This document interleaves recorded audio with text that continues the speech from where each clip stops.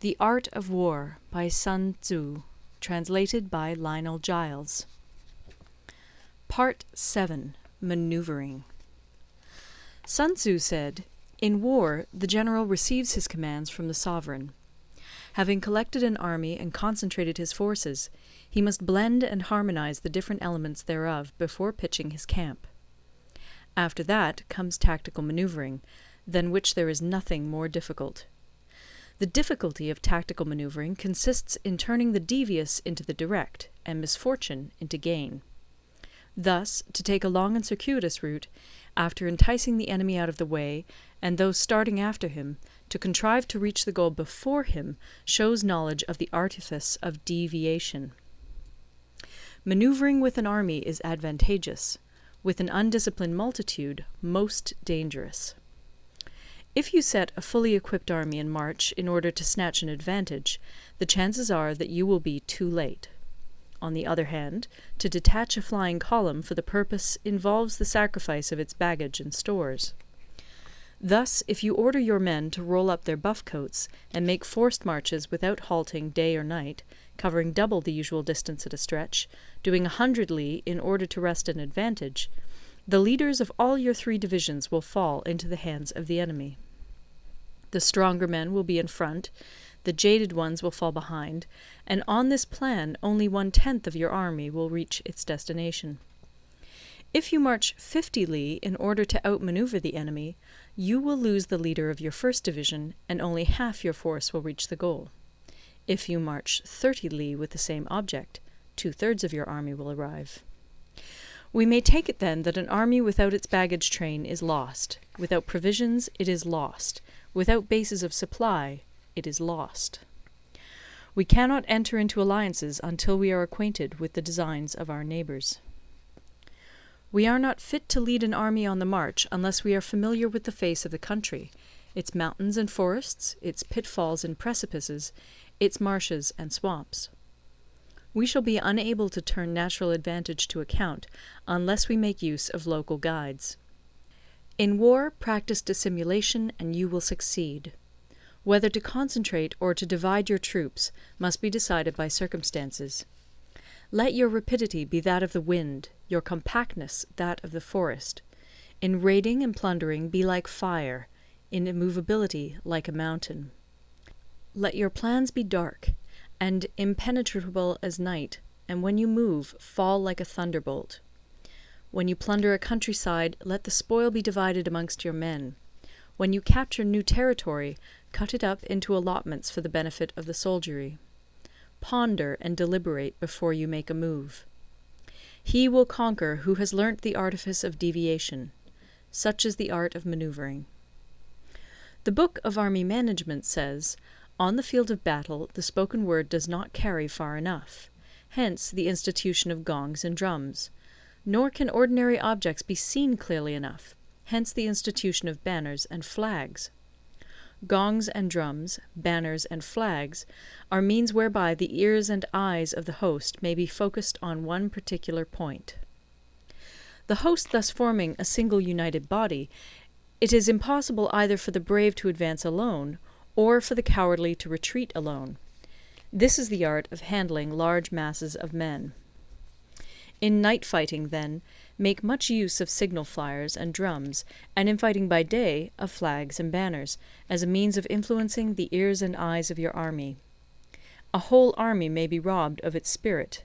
A commander-in-chief may be robbed of his presence of mind.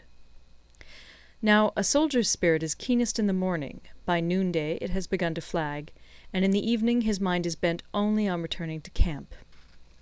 A clever general, therefore, avoids an army when its spirit is keen, but attacks it when it is sluggish and inclined to return. This is the art of studying moods. Disciplined and calm, to await the appearance of disorder and hubbub amongst the enemy. This is the art of retaining self-possession. To be near the goal while the enemy is still far from it, to wait at ease while the enemy is toiling and struggling, to be well fed while the enemy is famished. This is the art of husbanding one's strength. To refrain from intercepting an enemy whose banners are in perfect order, to refrain from attacking an army drawn up in calm and confident array, This is the art of studying circumstances. It is a military axiom not to advance uphill against the enemy, nor to oppose him when he comes downhill. Do not pursue an enemy who simulates flight. Do not attack soldiers whose temper is keen. Do not swallow bait offered by the enemy. Do not interfere with an army that is returning home. When you surround an army, leave an outlet free. Do not press a desperate foe too hard. Such is the art of warfare. End of Part 7. Part 8. Variation in Tactics. Sun Tzu said, "In war, the general receives his commands from the sovereign, collects his army, and concentrates his forces. When in difficult country, do not encamp. In country where high roads intersect, join hands with your allies. Do not linger in dangerously isolated positions. In hemmed-in situations, you must resort to stratagem. In desperate position, you must fight.